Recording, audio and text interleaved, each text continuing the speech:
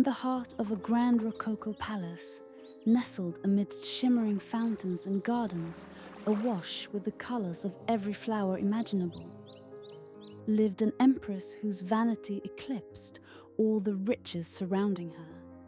The palace, resplendent in its gold and marble, was a monument to excess, with mirrors stretching across walls like rivers of glass, reflecting the opulence of a life that seemed perfect to all who beheld it.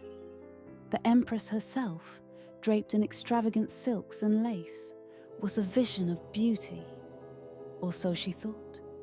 From dawn to dusk, she would stand before the mirrors, admiring her reflection, unable to tear herself away. She traced the curves of her gown, the intricate embroidery, the way the light danced upon the jewels that adorned her crown. No moment was ever long enough to satisfy her desire for adoration.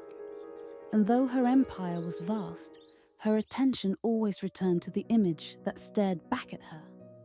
But despite the endless adulation of her court, the lavishness of her surroundings, and the constant parade of noblemen and ladies who bowed before her, the Empress was a woman alone. The halls of her palace were filled with chatter, with music, with the clinking of fine crystal at grand banquets. But none of it filled the emptiness within her. She was adored, yes, but she was not loved.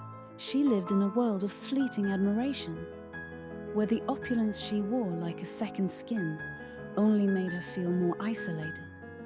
In her solitude, she remembered the fairy who had once come to her court, a mystical being whose talent for creating enchanted garments was unrivaled.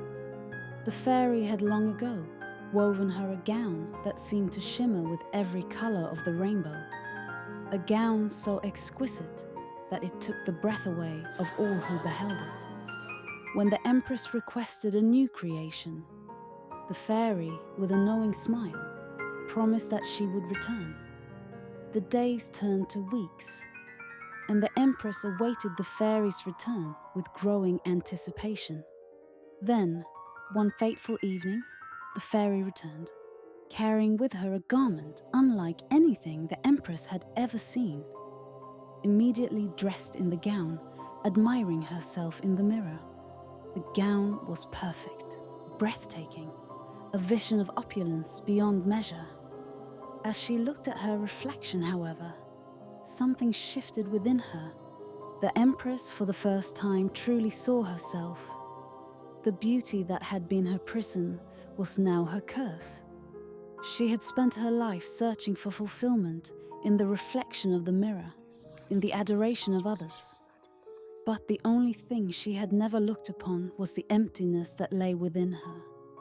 And so, the Empress stood alone among her treasures, her dazzling gown no longer enough to mask the truth. No amount of beauty or opulence could fill the void in her heart. The fairy smiled, knowing that the Empress had finally understood. The world would never be enough if one could not learn to fill the spaces within themselves.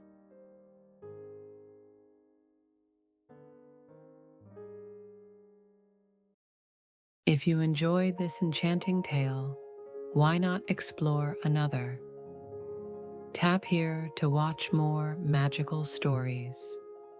And don't forget to like, comment, and subscribe to Meadowbrook Fables for your next dose of fairy tale magic. See you in the next adventure.